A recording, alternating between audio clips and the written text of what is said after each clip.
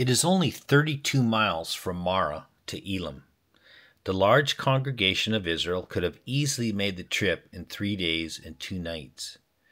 Before leaving Marah, Moses must have been totally bewildered as to why God would send them south down Wadi Ephal when their ultimate destination was in the opposite direction.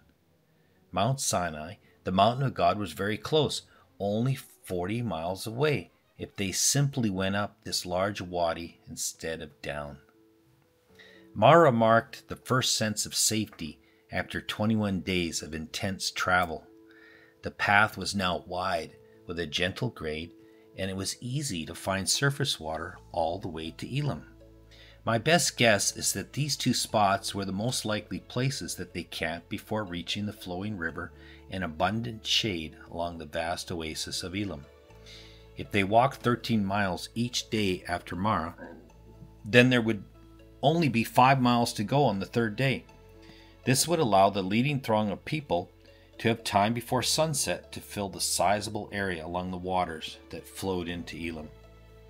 With adequate mountain rain, the elevation and climate of Elim is perfect to support hundreds of date palms.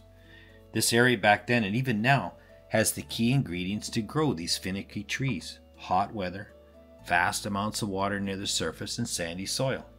So again, Moses saw to it that the thousands of people spread out over several miles to harvest all the dates and allow their livestock to have enough grass to eat. Moses' relatives probably sold many goats and sheep to the hungry nation. After a long Sabbath rest in Elim, it was time for a 13 to 20 mile westward march to the sea. Moses most certainly orchestrated a two-prong approach.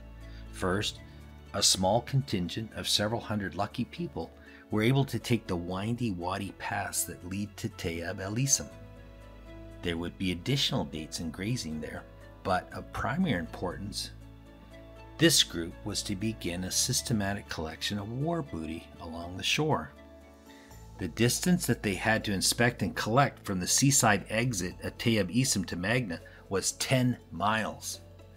No doubt these hard-working folk would have been wowed by the spectacular canyon that we see today. Secondly, a much larger group marched to Magna via this wadi, where there's a road today. This 3-day detour of the sea and back would have added enough time for the whole congregation to precisely enter the wilderness of sin 30 days after leaving Egypt.